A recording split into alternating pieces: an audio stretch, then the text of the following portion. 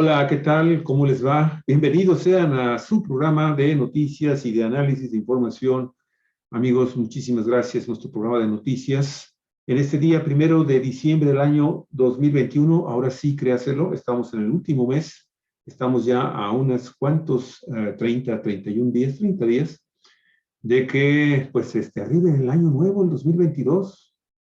Muchísimas gracias por estar acá en Cuatro Vientos. Les agradecemos mucho. Transmitimos este programa desde la ciudad de Ensenada, Baja California, México.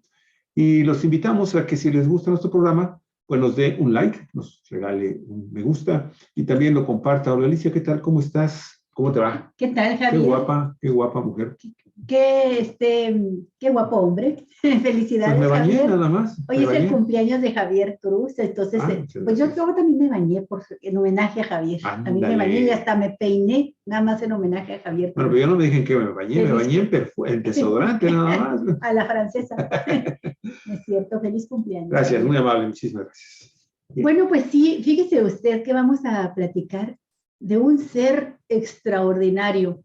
No es un animal de galaxia, venido de la Vía Láctea, Eso está interesantísimo. pero es surgido de las raíces profundas de la Tierra. Es el organismo vivo más grande que existe sobre el planeta.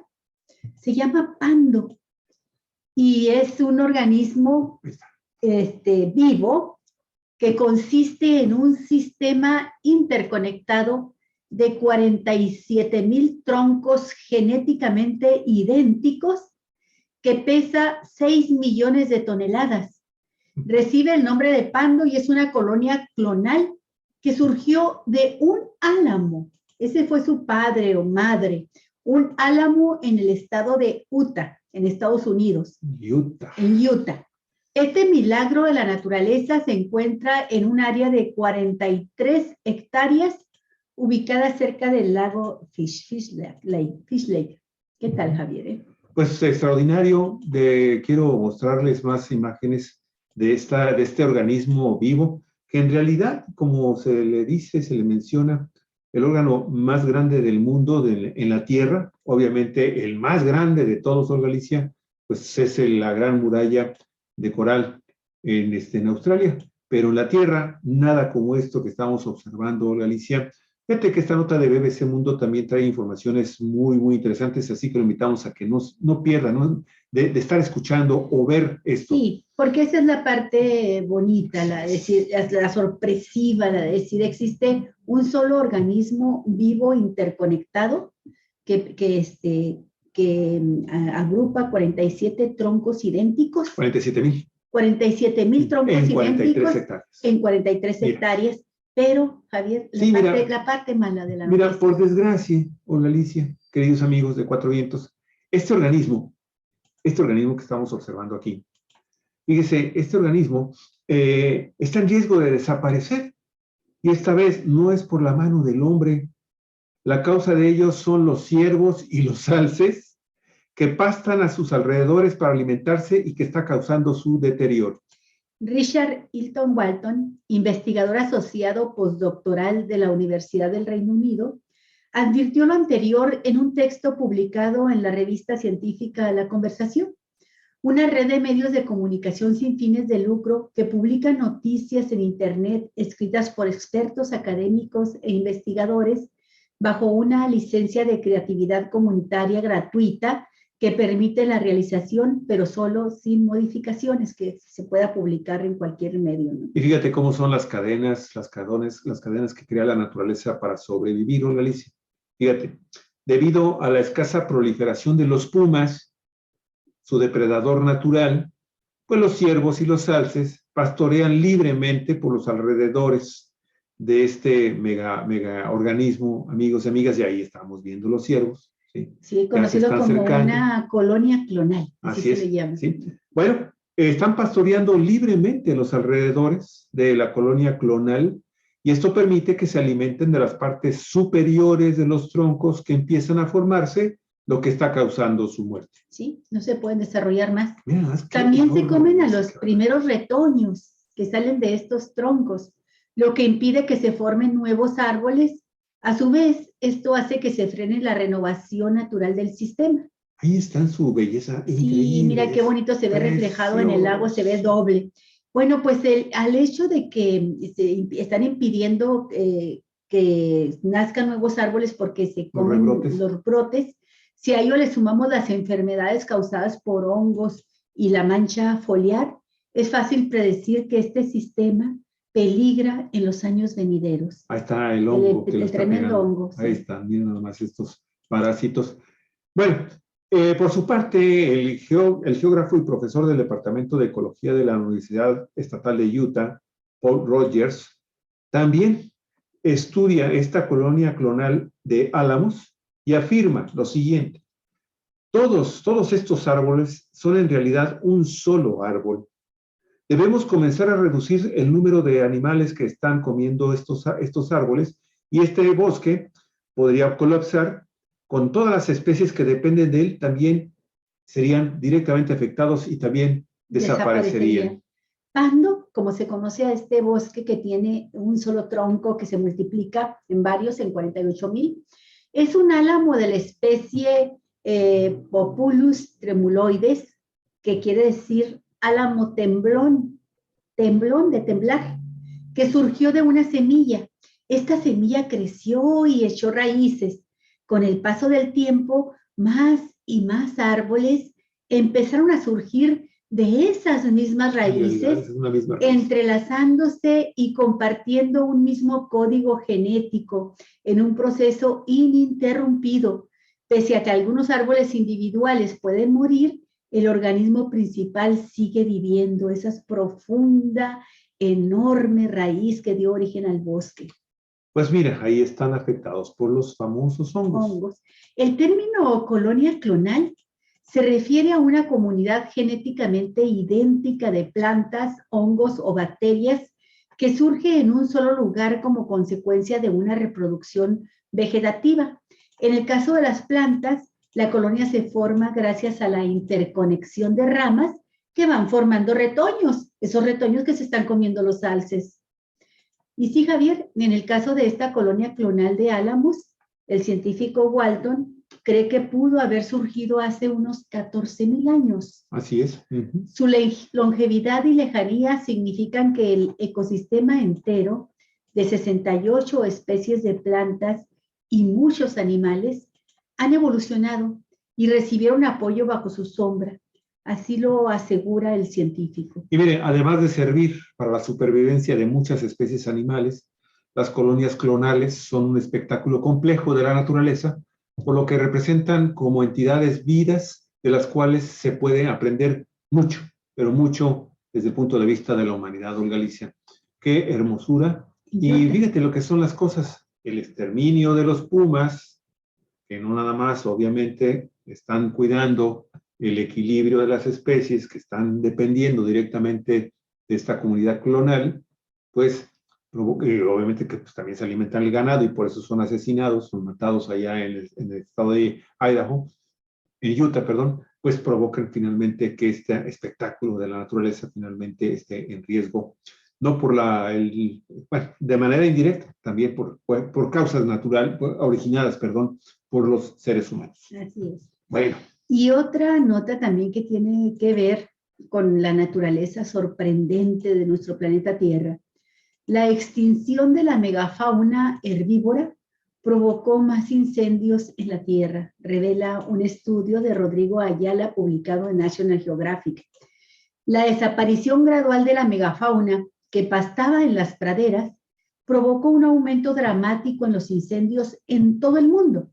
Así lo revela el estudio de la Universidad de Yale y el Museo de Historia Natural de Utah. Miren, hace 50,000 años la megafauna terrestre experimentó una disminución de su población y estos perezosos gigantes, aquí están, este es el perezoso gigante, Olga Alicia. Ahí está. Sí. Así es. Los tigres dientes de sable, aquí, déjame ver si por aquí está el tigre dientes de sable. Déjame ver. Los gliptodontes. Los gliptodontes. Esos pues serán el que tiene como tortuga, Javier. No lo encuentro. El gliptodonte. Y otros gigantes prehistóricos comenzaron a extinguirse en un proceso gradual que alcanzó su punto máximo hace unos 6.000 años, con la desaparición de los últimos mamuts lanudos. Ese parece como una especie de oso hormiguero con lengua pequeña. De hecho, es nada más que está en ruso. A ver, ¿tú qué sabes ruso? El eremoterio. Mira, aquí está el gliptodonte. El gliptodonte es el que tenía la concha. parece un armadillo, ¿no? Sí, ándale. Un armadillo. El tatarabuelo de los armadillos. Aquí, sí, es una especie de oso hormiguero, mira. Sí, es una especie de oso hormiguero. Okay. Bueno, al cruzar los datos de la investigación, este equipo de científicos encontró una correlación positiva entre la desaparición de los grandes herbívoros y un aumento de los incendios. En aquellos sitios donde la extinción de megafauna fue mayor, los pastizales ardieron con mayor frecuencia comparados con regiones donde la tasa de extinción fue menor. Ahí está la proporción del tamaño de estos animalazos, ¿no? Así es. Y mira, los datos reafirmaron que la extinción de la megafauna fue más intensa en Sudamérica, donde el 83% de los herbívoros gigantes desaparecieron, ¿no? Seguido de Norteamérica con el 68%, una cifra mayor al 44% de Australia y el 22% de África, respectivamente. El estudio aporta nueva evidencia del impacto de la extinción de la megafauna herbívora en los ecosistemas. Además del colapso de depredadores y la pérdida de árboles frutales que se dispersaban gracias a ellos, hoy sabemos que los pastizales sufrieron una transformación, perdieron distintas hierbas tolerantes al pastoreo. Recordarás que hace, ¿qué será?, unas 2 semanas hablábamos de que se está modificando genéticamente y se están utilizando las famosas tijeras CRISPR para generar, sí, revivir algo muy semejante a lo que son los mamuts lanudos. Y eso es lo que estábamos hablando. El famoso mamut lanudo, decían que aparte de que se estaba recuperando una especie, iba a ayudarnos a combatir los efectos del cambio climático, porque a través de sus heces, de su excremento, pues iban a estar fertilizando los pastizales en la tundra siberiana. Sí, y a evitar con eso el deshielo, que aumentara el deshielo, ¿no?, del mundo. Así es. Bueno, cuando desaparecen esta megafauna, y con la desaparición de la megafauna, pues la hierba dejan de consumirla y dejan de expandirla a través de sus defecaciones. Pues una vez que la hierba seca se acumuló sobre las praderas despobladas, el fuego se extendió con facilidad, consumiendo grandes porciones de terreno, alimentando por restos de hojas y maderas, forzando que los siguientes herbívoros, como el ganado actual, el que conocemos actualmente, se adaptaran a las nuevas características de los ecosistemas.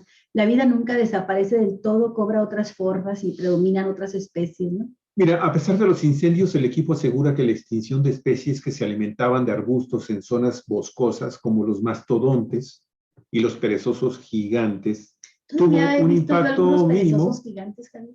Bueno, sí, efectivamente, y desafortunadamente rondan en los congresos donde están los diputados, los senadores. Sí, se acomodan en una curul y ahí se quedan. En algunos cargos de burocracia. Lo más que hacen a veces es levantar con muchas dificultades un dedo. Otros son líderes sindicales, en fin, ahí siguen. Y otros son unos señores X que jamás en su vida andan trabajando, pero que luego se vuelven muy activos. Bueno, mire, entonces les estaba comentando que se alimentaban de arbustos en zonas boscosas como los mastodontes y los perezosos gigantes. Bueno, esta destrucción, esta extinción de estas especies tuvo un impacto mínimo en su ecosistema comparado con los pastizales.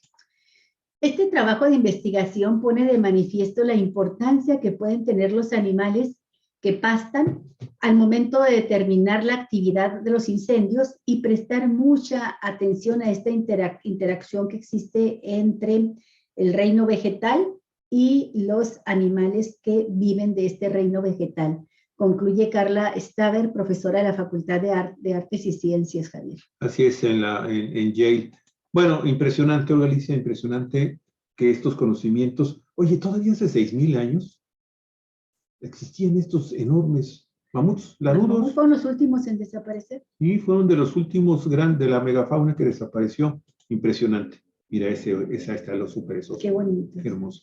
Pero qué uñas, ¿no? En fin. Sí. Bueno, Olga, pues vamos a pasar a la nota 3 rápidamente. México, amigos y amigas, va a crecer 3.3% en 2022 en su economía. Esto lo está anunciando ya hoy la Organización para la Cooperación y el Desarrollo Económico, la OCDE, pero también esta organización, de la cual pues obviamente México está integrado, advierte más incrementos en la inflación para el año 2021. Ahora que termine. Y bueno, pues esto contrasta enormemente con las palabras del presidente López Obrador, quien asegura que el crecimiento será del 6%. En 2002, las principales economías de la región de América Latina, México y Brasil, experimentarán crecimientos de 3.3% y de 1.4% respectivamente, aseguró la Organización para la Cooperación y el Desarrollo Económico, la OCDE. De acuerdo con esta nota, la agencia europea Europa Press indica que ambas economías están enfrentando incrementos significativos de la inflación en este año. En el caso de México, los precios crecerían un 5.6% en este año, 2021, mientras que en Brasil repuntaría hasta un 7.8%. Estaríamos hablando de la canasta básica de alimentos, amigos y amigas. La inflación se mide aparte. Usted sabe, la inflación anda en este momento reconocida por el gobierno federal mexicano al terminar el pasado mes de octubre en 7.1.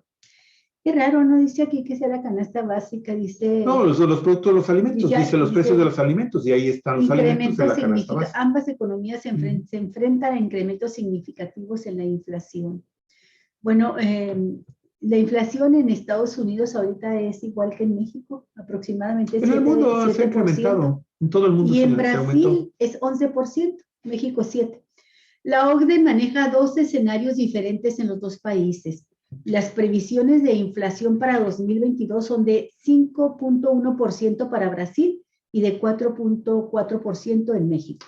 Para el próximo año, ¿no? Estamos hablando del 2022. Asimismo, en México contempla que la inflación se reduzca progresivamente tras un fuerte repunte, amigos y amigas, un fuerte repunte en este año, tal y como lo hemos estado observando ya, aunque ha advertido que la política monetaria deberá endurecerse más si el aumento de precios no converge con objetivos del 3%. La organización, la OCDE, también asegura que la proyección creciente de la población vacunada y la mejora del mercado laboral, el consumismo y la expansión de la economía es de un 3% en 2022 y un 2.5% en 2023, con un término de, no sé, Javier, será... A ver, la organización también tuvo una proyección de expansión de la economía de 3.3 para México y 2.5% para Brasil, ¿no? Y con 2.5% en el 2023. Y termina diciendo la OCDE, con una proporción creciente de la población vacunada y la mejora del mercado laboral, el consumo interno será un motor clave del crecimiento, señaló la Organización para la Cooperación y Desarrollo Económico. Tú sí entendiste, yo no entendí ese párrafo. Sí, ese párrafo está un poquito... Tenía con fallas aquí en mi Sí, no lo revisé. Pues que es que te confías de que pues es la agencia Europa Press, dices, caray. No, está terrible, de veras, con las letras entrecortadas. O sea, no es un problema de redacción, es un problema de un error que tuvieron con la máquina.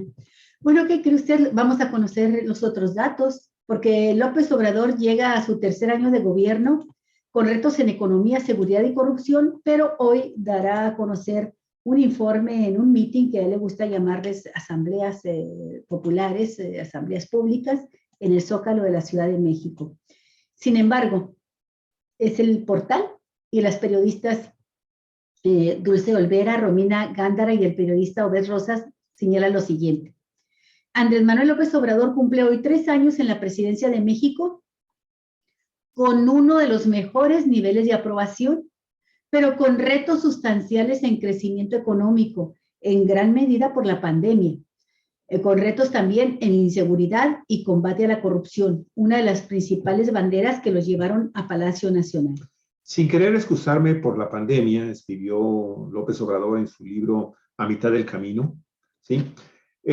No quiero excusarme, no quiero excusarme por la pandemia. Lo cierto es que la COVID-19 afectó la economía en todos los países del mundo. Así es. Y reconoció, por un factor llegado del exterior, la economía del país se hundió y es muy difícil cumplir el compromiso de crecer al 4% en este 2021. Economistas que fueron consultados por el portal, sin embargo, señalaron que además de la situación derivada de la contingencia sanitaria, el que no se alcance la meta trazada al inicio de su gobierno, también se debe a factores internos, pues la recesión empezó desde el año 2019. De igual forma, se le cuestiona al presidente la falta de apoyos a pequeños y medianos empresarios durante los inicios de esta crisis por COVID-19, aunque se le reconoce que no se haya adquirido más deuda. Lo cierto es que la economía de la Cuarta Transformación es considerada por los analistas como ortodoxa, con un manejo adecuado de la deuda y también del tipo de cambio. En cuanto a la situación de inseguridad, López Obrador ha atribuido esta problemática a las tendencias que arrastra el país desde gobiernos pasados, aunque reconoce que aminorar la violencia y conseguir la tranquilidad en el país es un gran desafío, un enorme reto que dice estamos empeñados en superar. Las cifras muestran el tamaño de este reto. Al menos 100,242 personas han sido asesinadas en México. De ellas, al menos 70,559 fueron atacadas con armas de fuego. A eso se suma la descomposición que se ha agudizado en algunas entidades como Guanajuato, Michoacán, Zacatecas y Tamaulipas, a causa de la disputa que mantienen las organizaciones criminales. A estos dos pendientes se suma el de la corrupción, la principal cruzada del presidente López Obrador. Uno de los aspectos que se le ha criticado es que a 3 años no ha consolidado las herramientas de organismos para su combate efectivo, a la par que arrastra el descrédito de la Fiscalía General de la República, organismo autónomo, frente a los grandes casos de corrupción cometidos en gobiernos pasados. Pese a esto, López Obrador llega de cara a su tercer año con niveles de aprobación mayores a la de todos sus antecesores. Las cifras más recientes del Pool of Polls, ¿sí?, que elabora Oráculos, todas las encuestas de las encuestas, muestra que el actual presidente promedia un 62% de popularidad, un nivel mayor al de Enrique Peña Nieto, que tuvo 34%, Felipe Calderón Hinojosa con un 61%, Vicente Fox Quesada con el 56% y Ernesto Zedillo Ponce de León con el 58%. Híjole, el que andaba por la calle de la amargura era Peña Nieto, 34%. El ponderado de encuestas muestra que a lo largo de su segundo año en el poder, el mandatario ha mantenido en promedio una aprobación mayor al 60%. En este periodo, su mayor nivel lo reportó justo a los 24 meses de su gestión, cuando tuvo 65% de respaldo, según el promedio de todas las encuestas. Pues mira, hace aproximadamente una hora, en este momento en Baja California son las 11 de la mañana con 42 minutos, ya se estaban reportando los primeros, la llegada de los primeros contingentes al Zócalo capitalino, en donde el presidente de la República pues regresa a las plazas públicas y regresa al Zócalo, y ya se está esperando un evento realmente masivo. Tienen la idea de tratar de llegar de nueva cuenta al 1,000,000 de personas en el Zócalo. Y puede ser porque se está generando toda una serie de movilizaciones en todo el país, de gente que incluso, de gente de Baja California que ya tiene pues 2 días que salieron prácticamente de acá de Baja California por la noche. Salieron en un camión. Se fueron en camioncitos y bueno, pues va a ser un acto tumultual. Lo cierto, amigos y amigas, es que va ahí, en el Zócalo, obviamente va a lanzar un mensaje político y va a dar también sus números, los números que él maneja, ¿sí?, que pueden ser muy diferentes a los que manejan otras organizaciones, como por ejemplo el OCDE, ¿no? Por ejemplo, en este caso. O el Banco Mundial, o el Fondo Monetario Internacional, en fin, o la Coparmex, en fin. Ahí siempre va a haber polémica, ya lo sabemos, el país está en un debate abierto y eso es muy bueno, es parte de la democracia que debemos de aprender a vivir en medio de los debates, en medio de las críticas. Nada más que tenemos que ir ajustando nuestra crítica a la lógica del dato duro, ¿sí?, del argumento sólido, ¿sí?, con datos reales, objetivos, que nos permitan finalmente pues darle credibilidad a lo que uno está diciendo, porque si nada más no, es que es un pinche viejo tonto, pues ahí esas calificaciones, pues la verdad, no aportan absolutamente nada. Así es, Javier, va a estar interesante. Empieza creo que a las 5 de la tarde, hora de la Ciudad de México, las 3 de la tarde, hora Así local. es. Ahorita en la Ciudad de México casi son las 2. No, casi la 1. Casi es la 1 Sí, son de la las tarde. 11:44, la 1:44. Sí. Tú vas a 12, participar 1, hoy en un casi evento. las 2. Sí, aquí a las 4:30, en un meeting, Javier me va a acompañar, por supuesto, en un meeting que va a estar en el monumento a Lázaro Cárdenas. Es un meeting de apoyo a la reforma eléctrica, que pues tendrá que aprobarse ya en el Congreso, aunque lo han estado posponiendo la discusión y quieren que sea hasta abril próximo, pero el debate ya está, el debate está en las calles, y en las calles está el apoyo, y en los medios está la discusión, y en todas partes. ¿Tú vas a estar a las 5 de la tarde? Yo creo que desde las 4:30. 4:30. Sí, Ok, entonces, y va a ser de nueva cuenta, repítelo, por si hay gente pero que no sé quiera en qué asistir. momento me toque a mí participar con una muy breve intervención. Ajá. Es en el monumento a Lázaro Cárdenas. En el monumento a Lázaro Cárdenas, que está por la Avenida Reforma y delante. Diamante. Sí, Lázaro Cárdenas, perdón, Avenida Reforma y Diamante, monumento a Lázaro Cárdenas. Así es. Bueno, a las 4:30 de la tarde por ahí nos vemos, amigos, amigas, los que estén de acuerdo en defender esta reforma eléctrica que a mí me parece fundamental para el país, pues por ahí nos vemos. Ok. Oye, Olga, y el periodista José Reyes del portal Contralínea lanza la pregunta: Guardia Nacional, ¿corporación civil o militar? Al ser un proyecto híbrido para cuidar la seguridad interior, pero también la seguridad nacional, y estar conformado lo mismo por civiles que por militares, se mantiene vigente este dilema sobre la Guardia Nacional: ser una corporación civil o pasar totalmente al control militar. Así lo consideran académicos y también expertos en Fuerzas Armadas. Mira, el problema de origen es que tiene un mando militar. Es muy difícil que en México el mando militar obedezca necesariamente a los civiles, razón por la que el presidente Andrés Manuel López Obrador puso sobre la mesa la necesidad de que la Guardia Nacional, que hoy tiene un carácter civil, retome su naturaleza natural. Esto lo dijo... Militar.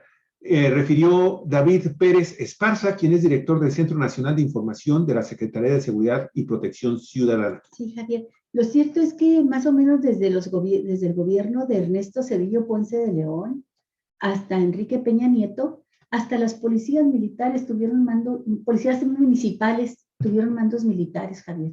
Nada más que era pues una militarización diferente, con un sentido diferente. Sí, era de facto, ¿no? De facto, pero yo recuerdo muy bien, incluso recuerdo la conversación que tuvimos con Enrique Pelayo, y prácticamente expresidente municipal de Ensenada, y prácticamente nos dijo que la decisión de quiénes iban a ser los directores de seguridad pública en todos los municipios la estaba tomando el ejército. Entonces, ¿quién era en aquel tiempo el de la zona militar, Javier? No recuerdo su nombre, pero bueno. ¿Alfonso Duarte?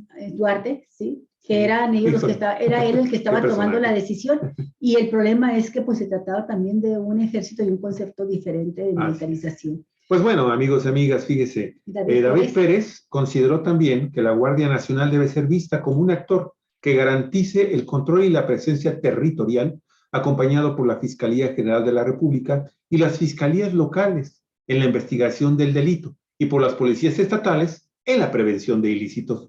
Pérez Esparza, director de la Guardia Nacional, dijo que este cuerpo de elementos que ya supera los 100,000 en el país, carece de facultades de investigación del delito, tema medular que estará a discusión en el Congreso de la Unión, pues el presidente López Obrador presentará el proyecto de ley en 2023, y en su momento los legisladores definirán si la estrategia es oportuna. Mira, tengo optimismo en la estrategia, pero me preocupa que la discusión se vaya de lado, porque no necesariamente es tan relevante dónde esté la Guardia Nacional, sino lo que puede llegar a ser. Y hoy es un actor híbrido, civil y militar, lo cual es insuficiente, porque la discusión debería de estar en cómo sería acompañada por las fiscalías, subrayó este especialista.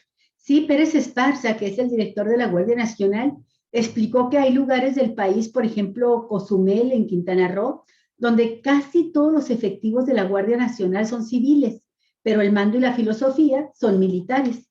Entonces, no me sorprende la propuesta de la Guardia Nacional, pero hay que poner más atención al tráfico de armas y a la investigación y persecución del delito, inclusive el lavado de activos y la inteligencia financiera, concluyó este especialista, Olga Alicia.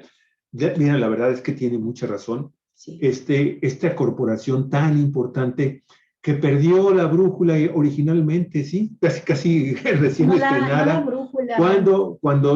Cuando sí, tuvieron el gobierno de Estados Unidos presionó al gobierno mexicano para que se dedicara a evitar la migración ilegal, indocumentada, perdón, sí.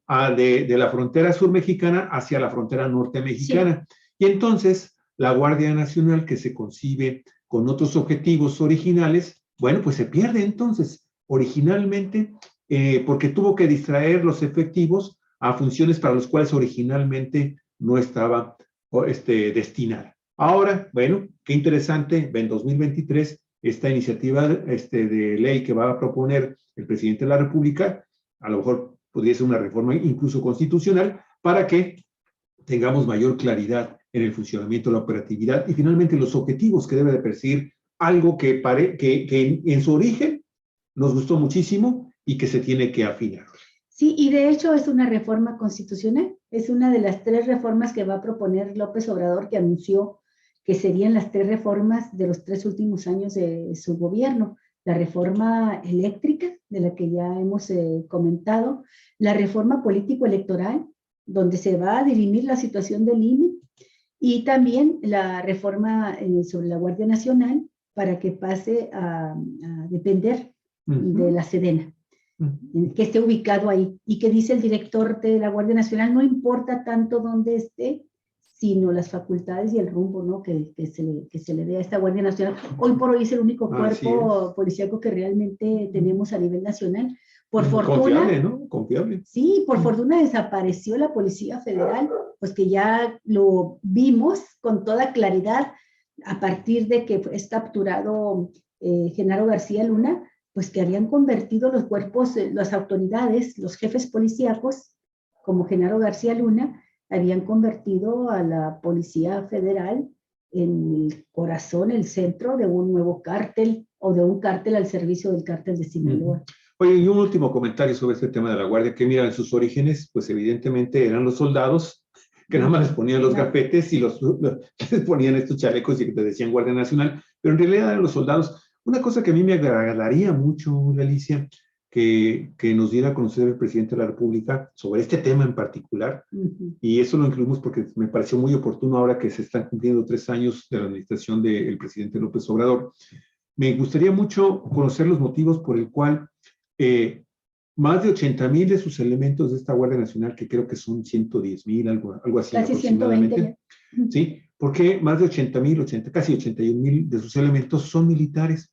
¿Qué sucedió en el proceso de contratar, de reclutar a ciudadanos comunes y corrientes? A mí me gustaría mucho que nos diera más a dar detalles sobre qué fue lo que pasó ahí. Desde un principio se dijo que se iba a conformar de las 2 fuentes, ¿no? De nuevos reclutamientos y también de militares que pasarían. ¿Te acuerdas que lanzaron un programa muy importante de reclutamiento civil? Cada semana dan un informe, pero la verdad yo no he puesto atención en eso de cuántos van y cuántos van, pero hasta ahorita estoy escuchando la cifra esta que dice. Sí, más de 80%. Casi el 80% proviene. Un poquito más. Bueno, vamos a hablar de otro tema, Javier, que son lo que fueron las elecciones pasadas en 2021 y que afirma este periódico Reporte Índigo, esta revista, afirma que fueron las más violentas que haya tenido el país. Dice, la democracia de México está manchada de rojo. Así empieza el reportaje de Ernesto Santillán. Dice que rumbo a las elecciones del 2022, las autoridades de los 3 niveles de gobierno, así como las electorales, tienen un serio reto por delante: garantizar la seguridad de todos los ciudadanos que participen en estos ejercicios. El 5 de junio del próximo año, los estados de Aguascalientes, Durango, Hidalgo, Oaxaca, Quintana Roo y Tamaulipas van a celebrar elecciones ordinarias, eventos cuya preparación ya está en marcha en manos del Instituto Nacional Electoral.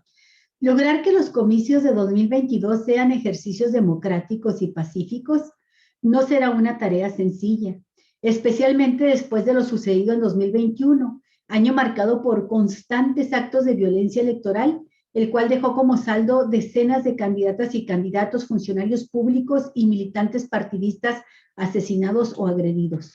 El estudio titulado Asesinatos políticos en el proceso electoral 2021 contabilizó, con el apoyo de los datos de Integralia, a 179 víctimas mortales como resultado de 239 incidentes de violencia política. Híjole, a ver si traen los datos de las elecciones anteriores, se me hace una cifra cercana a víctimas que hubo en otras elecciones, con la diferencia de que en otras elecciones asesinaron incluso candidatos a gobernador, ¿te acuerdas? Que hubo candidatos a gobernador asesinados, ahora no, y aquí se presentaron en Baja California en las elecciones pasadas los casos más graves de violencia por parte del crimen organizado en el día de la jornada electoral aquí en Baja California. Por su parte, la consultora Etelect registró un total de 1,066 delitos globales en contra de personas políticas en los pasados procesos electorales, mientras que la Organización de las Naciones Unidas, la ONU, aseguró haber detectado al menos 91 asesinatos de políticos y miembros de partidos, entre los cuales 36 se postularon como candidatos a algún puesto de elección popular. De acuerdo con la investigación que realizó el Instituto Belisario Domínguez, esto del Senado de la República, los estados donde más candidatos fueron asesinados durante los procesos electorales 2020-2021 son los siguientes. Mire, Veracruz fueron 9, Jalisco 6, Oaxaca 4, Guanajuato 3, Guerrero 3, Chiapas 2, Quintana Roo 2, Baja California, al igual que Chihuahua, Morelos, Nuevo León, Querétaro, Tamaulipas y Sonora, 1 cada estado. De los 36 candidatos asesinados, 23 participaban para una presidencia municipal, 3 para regidor, 1 para síndico, 1 para comisario ejidal, 1 para suplente de alcalde, 1 para suplente de regidor, 4 para una diputación local y 2 para diputado federal, dice el documento, el cual destaca que al revisar estas cifras, en donde más atención se tiene que poner en materia de seguridad, pues es en el ámbito estrictamente local, Javier, las candidaturas de los municipios. Claro. Mira, este es otro tipo de violencia política sobre el cual, o sea, obviamente no cobra vidas, pero sí cobra puestos públicos, la violencia por razón de género, ¿no? Sí. Que incluso la ejercen mujeres contra mujeres también. Bueno, sí. El estudio asimismo advierte, y de manera final, que la violencia política provoca profundos daños en la democracia de México, así como la ciudadanía, y afirma, la violencia es una de las expresiones que más dañan a la democracia, por lo que los atentados contra las personas en un espacio de participación política afecta a todo el tejido social.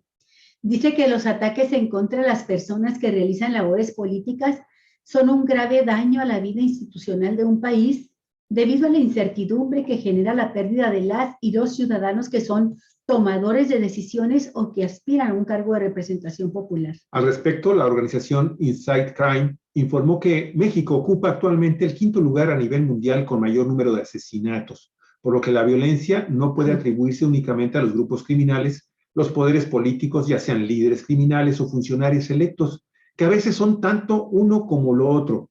Históricamente, han recurrido a la violencia para establecer el orden y mantener así el poder.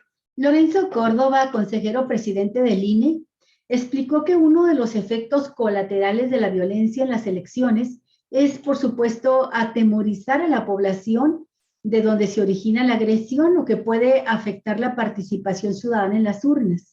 Y una participación masiva y decidida de todas y todos será la mejor respuesta de la sociedad mexicana a quienes creen que aún pueden apostar a la violencia y a las amenazas para amedrentar a la democracia, pretendiendo así sustituir el diálogo con la imposición de la fuerza y de la barbarie, dijo finalmente Lorenzo Córdoba Orgalicia. Y así está el país de cara a las elecciones del próximo año en 6 estados de la República Mexicana.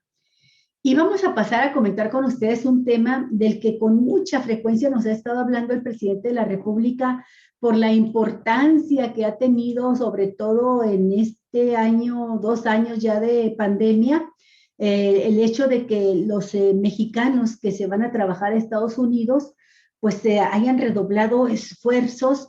Quizá muchos de ellos se hayan sacrificado todavía más sus condiciones de vida en Estados Unidos para poder mandar más dinero a sus familias en México, sabiendo que pues parte de su familia perdió empleos, de que no podían ir a trabajar, de que la contingencia no se los permitía, de que algunos tenían enfermos en casa, y eso hizo que a estos hombres y mujeres a los que se refiere López Obrador como nuestros héroes, pues hayan enviado cantidades históricas de remesas. Pues se rompe un nuevo récord nacional, en temas de remesa. La agencia Reuters da la siguiente información, amigos y amigas, sobre el tema. Miren, las remesas a México alcanzaron un nuevo máximo histórico en octubre y encadenaron 18 meses al alza interanual, según cifras del Banco Central, del Banco de México, que fueron divulgadas hoy miércoles en medio de una desaceleración de la economía del país latinoamericano. Y desaceleración de la economía en Estados Unidos también. En todo el mundo, en realidad. Y sin embargo, bueno, pues esto de veras es insólito. Bueno, es la agencia Reuters finalmente la que está dando la información. Los capitales recibidos durante el 10º mes del año totalizaron 4.819 millones de dólares, un 33.8% más que en el mismo periodo de 2020. El anterior récord fue en agosto, cuando esas transacciones sumaron casi 4.749 millones de dólares. Nuevo récord. Javier, a mí me da mucho gusto ver esto porque, bueno, todos sabemos que el hecho de que se tenga que ir nuestros familiares, nuestros paisanos a trabajar a Estados Unidos es porque aquí no encuentran oportunidades de trabajo. Pero me hace mucho recordar a analistas como la Denise Dresser, que a principios de la pandemia nos pintaba una situación de horror que íbamos a vivir por culpa también de un mal presidente, decía ella, y decía que se iban a caer los ingresos en México en general y que no iba a haber remesas, que se iban a caer porque pues, los indocumentados o los sin papeles, los migrantes en Estados Unidos, no iban a tener trabajo tampoco allá. Y mira que la realidad le dio un bofetón. Pues ya no es la primera vez que hierra en sus vaticinios. El envío de remesas se ha convertido en uno de los principales ingresos de la economía mexicana, que se desplomó un 8.5% en 2020 debido a la crisis ocasionada por el coronavirus y la pandemia COVID-19. La segunda mayor economía de América Latina se contrajo en el tercer trimestre un 0.4%. Estamos hablando de nuestro país. En su primera caída desde que comenzó su recuperación del impacto de la pandemia, golpeada por la tercera ola de COVID-19 y cuellos de botella en las cadenas de suministro. Mira, yo sabía que tarde que temprano iba a tener que hacer esta precisión, Galicia, sobre este tema que es recurrente en este tipo de medios que nada más hacen el análisis de lo superficial. La segunda mayor economía, dice aquí, de América Latina se contrajo en el tercer trimestre de un 0.4%. Bueno, miren, amigos y amigas, para que usted tenga mayor información y pues tenga un poquito de mayor datos y contexto de lo que está sucediendo con este tema de esta contracción en el tercer trimestre del 0.4%. De acuerdo con el mismo gobierno federal mexicano, ¿sí? Y avalado obviamente también incluso por la OCDE, ¿sí? Para aquellas personas que les fascinan los datos que proporciona esta Organización Mundial de Comercio, amigos y amigas, México hasta el segundo trimestre de este año había llegado ya al 6.1% de crecimiento en su tasa de su Producto Interno Bruto. Llevábamos un 6.1%. Y por esos días, cuando se dio a conocer esta cifra, la misma Presidencia de la República se encargó de decir, ¿saben qué? Vamos a enfrentar problemas. Porque ya se estaba viendo el panorama económico mundial. Y dijeron desde la misma, desde el mismo Secretaría de Hacienda se dijo, vamos a tener un ligero decremento del 0.2%. Ya estaba anunciado. Ya Fue del estaba anunciado 0.4. y fueron, bueno, finalmente fue del 0.4%, que si usted se lo resta al 6.1% que teníamos en el segundo trimestre, entonces estamos hablando que a final de cuentas se está cumpliendo con la expectativa del 6% para este año. O sea, hay que tener un poquito de cuidado en la forma en cómo vemos el bosque, no nada más quedarnos a ver ahí el pino, nada más ahí Sí. solo, vacío solo. Y aquí mismo señala una de las razones, Javier, porque esto no nos sucedió nada más a nosotros, está sucediendo en el mundo. Cuellos de botella en las cadenas de suministro.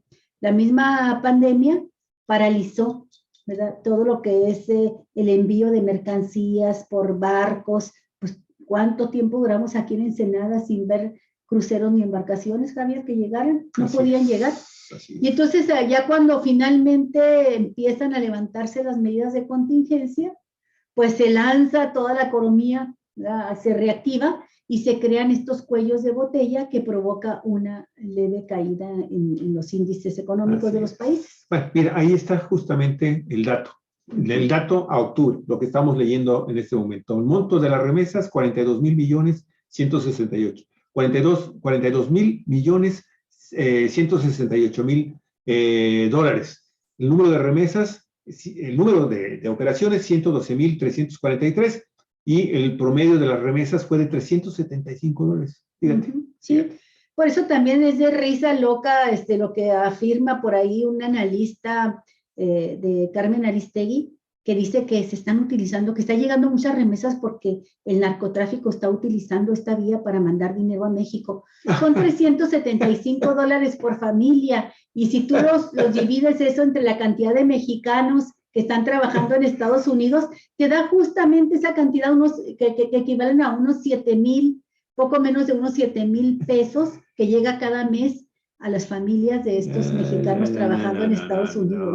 No. Las grandes fortunas atesoradas con ingresos de recursos de procedencia ilícita se depositan a través del sistema bancario mundial. Así es. Y están depositadas la inmensa mayoría de ellas en paraísos fiscales. No nos hagamos tontos. En prestigiados bancos. No, en este pobre hombre que acaba de depositar sus $775 que le acaba de mandar a su familia, por favor. Bueno, en los primeros 10 meses de este año, las remesas acumulan un valor de 42,168 millones de dólares, es decir, 25.6% más que en los primeros 10 meses del año pasado. Y mire, respecto al número de transacciones, estas se elevaron un 18.9% de manera interanual, es decir, a 12.5 millones. Mientras que el monto promedio por operación se colocó en $384, informó finalmente el Banco de México. Así es. Y bueno, también nada más habría que agregar a esto, Javier, que Estados Unidos consideró prácticamente todos los trabajos que realizan los mexicanos allá en Estados Unidos, el gobierno los consideró esenciales. O sea, son trabajos, fue muy interesante ver cómo los migrantes de pronto, siempre discriminados, siempre maltratados, dijeron, ahora sí somos esenciales, ¿no? Pues sí, porque trabajan en áreas donde la economía no se puede detener, muchos de ellos en la agricultura, ¿no? O en áreas de servicio, que son trabajos que no realizan la mayoría de los estadounidenses. Y entonces, pues sí, fueron trabajos esenciales durante toda la pandemia, así es que no dejaron de trabajar. Bueno, Olga, la revista Forbes, fíjate, trae también un trabajo muy interesante porque dice, la pobreza tiene un rostro. 24 millones de mexicanas la padecen y están, obviamente, en riesgo de violencia. El gobierno mexicano reconoció que la violencia hacia las mujeres se origina con la pobreza, la cual viene a reforzar la desigualdad por razones de género. Lo cierto es que la pobreza tiene rostro de mujer. Mire, de acuerdo con el Coneval, 24.6 millones de mexicanas se encuentran en situación de pobreza multidimensional, precisó María del Rocío García Pérez, quien es titular del Sistema Nacional para el Desarrollo Integral de la Familia, el DIF. Y Alejandra Frausto Guerrero, secretaria de Cultura, agregó que la pobreza vivida en algunas comunidades se detona hacia quienes más sufren en una sociedad con altos índices de marginación. ¿Quiénes? Pues las niñas y las mujeres. Estas personas que estamos viendo aquí. Mira, estamos perdiendo casi una quinta parte del Producto Interno Bruto, porque las mujeres no tenemos las oportunidades para integrarnos a los mercados laborales. Y una de las razones principales es la violencia y la discriminación, aseveró a su vez Estefanía Tapia Marchina, quien es directora de cumplimiento de la Secretaría de Economía. Para cambiar la situación de más de 24 millones de mujeres en pobreza, las expertas consideran que es necesario eliminar las barreras que impiden el acceso financiero y laboral a las mujeres, lo cual les da las herramientas de ser independientes y no ser víctimas de violencia de género, sobre todo en comunidades indígenas.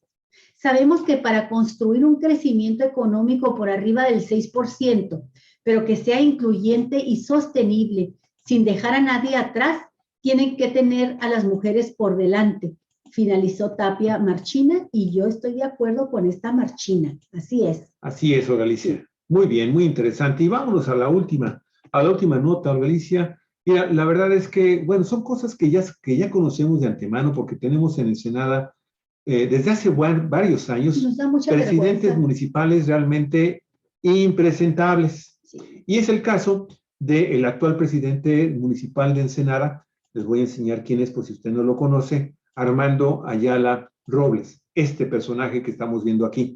Bueno, resulta que este señor, sí, que ha sido fue empleado, y lo sigue siendo por lo que veo, del exgobernador de Baja California, Jaime Bonilla Valdés. ¿Lo quería de gobernador? Que lo quería imponer como gobernador, y se lo presentó incluso al presidente de la República, y este hombre se transforma mentalmente, ¿sí? Pierde el piso cuando de repente se ve al lado del presidente y del gobernador en una fotografía en donde están en la presidencia, en las oficinas del presidente de México, como ya casi el delfín ungido, ¿sí? Ungido como próximo gobernador, pues pierde pierde los pies del suelo, y pues empieza a tener actitudes realmente de dictadorcito. Dictadorcito, ¿sí? Contra sus propios compañeros de partido. Está haciendo un gobierno de verdad detestable. Y bueno, hay que decirlo, es en reelección. Su primer administración fue 2 años. Está empezando el primero de 3 años. Y nosotros en Ensenada lo sentimos que van a ser como si respiráramos 3 años bajo el agua.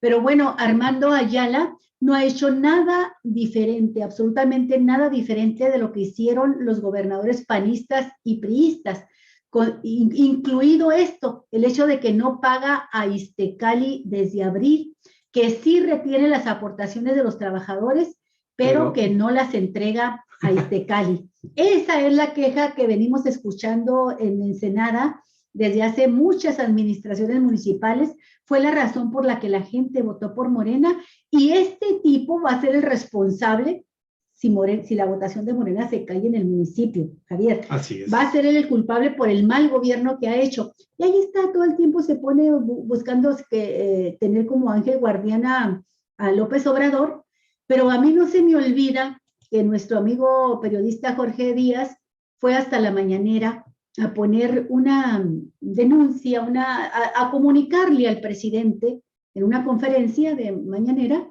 de la inconformidad que había de los ensenadenses contra este mandatario, contra este presidente municipal, y López Obrador hizo la seña de sacar una credencial electoral y dijo, miren, ahora tenemos esto, la credencial electoral es un arma muy valiosa, como diciéndonos, no les gusta, no voten por él.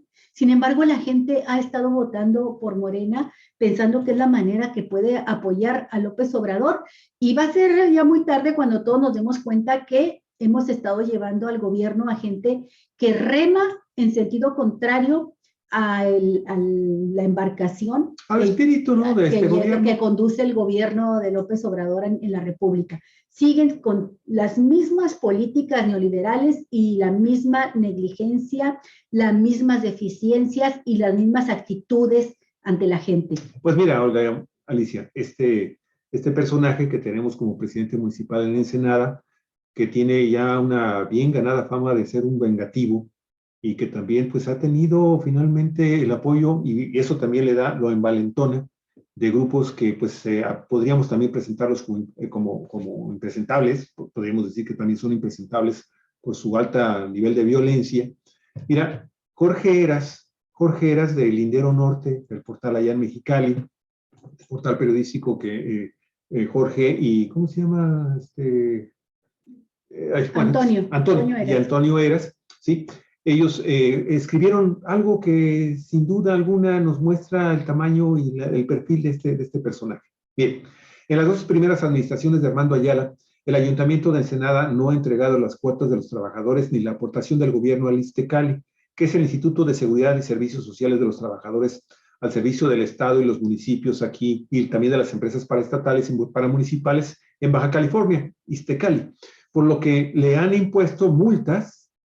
Bueno, no le han impuesto a él, le han impuesto al erario, o sea, al recurso público, pues se incrementaron los recargos y le han retenido participaciones federales al municipio de Ensenada.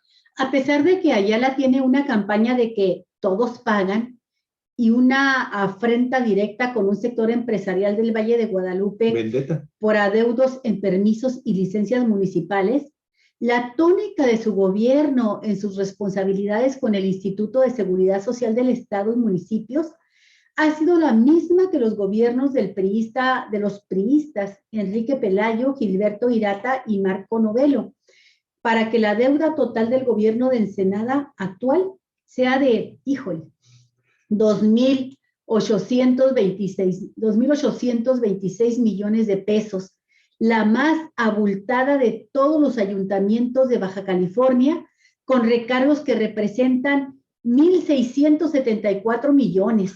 Hijo de su mal amanecer. Desde el mes de abril, cuando el político ensenadense que trabajó en la administración panista de Jaime Díaz en Mexicali, dejó la silla de la presidencia municipal de Ensenada para contender por la reelección.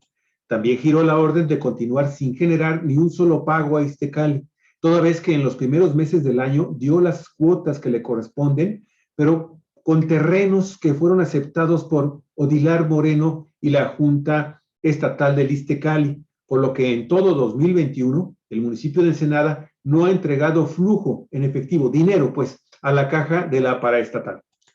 El gobierno de Ensenada debe pagar mensualmente a ISSSTECALI 16 millones de pesos, por lo que adeuda 128 millones desde el pasado mes de abril. La irresponsabilidad es mayor cuando se desglosa que de esos 16 millones, 7 millones corresponden a las cuotas de aportación de los trabajadores del ayuntamiento. Es decir, la administración de Armando Ayala retuvo el dinero que les descuenta de sueldo a los empleados municipales cada quincena para utilizarlo de manera discrecional y opaca, lo que hasta este mes suman 57 millones de pesos. Debido a las modificaciones a la ley del ISSSTECALI desde hace unos 5 años, el gobierno del estado puede retener un porcentaje de participaciones federales a los ayuntamientos que no pagan a ISSSTECALI las cuotas patronales y de los trabajadores municipales. Y mire, durante la administración de Jaime Bonilla Valdés, únicamente a los alcaldes incumplidos de Tecate y Ensenada se les premió, fíjese, se les premió condonándoles todos los recargos de su deuda con ISSSTECALI, toda vez que la Junta Directiva de la Paraestatal lo aprobó y el gobernador lo publicó así en el periódico oficial del estado. Cuidando a su empleado. Ah, claro. Hasta el mes de noviembre, el único gobierno que no ha pagado su flujo de aportaciones a ISSSTECALI es el de Ensenada. Pero ahí le va, mire, los municipios de Tijuana y Playas de Rosarito no tienen ni siquiera adeudo histórico con ISSSTECALI. En el año 2019, la alcaldesa panista de Rosarito, Mirna Rincón Vargas, pagó la totalidad del adeudo histórico sin retrasarse en sus pagos mensuales a ISSSTECALI. El adeudo total que tienen los ayuntamientos es de 5.806 millones de pesos, de los cuales 3.669 millones son de recargos. Y el recién creado municipio de San Quintín ya adeuda 3.125.000 pesos, pues su último pago al Instituto de Seguridad Social fue la tercera semana de julio. Y fue bien interesante esto, Olga, porque fíjate, rápidamente lo menciono. Se presentó el presidente del Consejo Provisional de San Quintín, del Consejo Municipal, y ahí los diputados en el estado le dijeron, oiga, pero usted ya trae aquí un pasivo, ya debe usted 3 millones 125,000 pesos al Iztecali y dice, ¿sabe qué? Pues no me lo cobren a mí. Esa es una deuda que dejó el señor presidente municipal cuando nos entregaron el documento. A él le correspondía haber pagado estas cantidades, si no las pagó, no las cubrió. Entonces, ahí iba a haber una negociación, precisamente, Olga, pues para tratar de resolver un problema financiero ya en el ayuntamiento de San Quintín, perdón, el Consejo Municipal de San Quintín, y Olga, esta situación es de nunca acabar. Una última cosa, amigos y amigas de Ensenada, en particular del municipio de Ensenada, prepárense para presentar sus solicitudes de amparo contra el inconstitucional desde 1992, 93, 94, desde 1994, amigos y amigas, la Suprema Corte de Justicia de la Nación, ¿sí?, declaró inconstitucional el cobro por parte del Ayuntamiento de Ensenada y de todos los demás municipios del país, porque esto después fue plaga, ¿sí?, el derecho por alumbrado público, ¿sí? Este municipio, este gobierno, Armando Ayala, así como lo supieron todos los demás presidentes municipales y todos los cabildos de Ensenada, desde 1995, amigos y amigas, están enterados de que esto es ilegal y continúan cobrando ese derecho. Así que es inconstitucional de nueva cuenta, así lo decretaron para el 2021 y lo van a volver a decretar para el 2022. Así es, amigos. Y bueno, pues esto que ha comentado Javier está sucediendo también en Chihuahua. Allá están mintiendo diciendo que la Suprema Corte de Justicia rechazó las leyes de ingresos de varios municipios como el de Ensenada y el de Chihuahua, porque traen esta parte del cobro del impuesto del alumbrado público. 7 estados de la República. Sí, me estoy mencionando estos dos casos que como ejemplo de este tema. Y de este tema. Y porque allá en Chihuahua les hicieron creer a la gente que no habían pasado la aprobación de la Suprema Corte porque estaban cobrando de manera diferenciada. Y entonces ahora traen una nota en Chihuahua donde dicen que va a ser fijo, entonces una cantidad de 60 pesos para cada persona que le van a cargar del impuesto del alumbrado. Y no es por eso, en realidad es porque es inconstitucional ese cobro. Ese cobro ya está integrado dentro del presupuesto que recibe el municipio. Así es que no se dejen engañar, es anticonstitucional ese cobro. Y además existe ya una jurisdicción que dice que por parte de la Suprema Corte que en automático cualquier ciudadano, cualquier persona que se inconforme y solicite un amparo en contra de ese pago al municipio, en automático, sin necesidad de irse a un juicio ni nada, los jueces fallan a favor del ciudadano que hace esta solicitud. Yo lo quiero nada más comentar así, Javier, para que sepan todos que ese cobro es ilegal. Y pues terminamos el programa así el día de hoy. Estaremos pendientes de lo que vaya a suceder esta tarde en el Zócalo. Esta tarde aquí les reitero la invitación a las 4:30, ya en un ratito más, nos vemos aquí en el monumento a Lázaro Cárdenas, en un mitin simultáneo el que se realizará en México. Aquí lleva por objetivo central la defensa de la reforma eléctrica.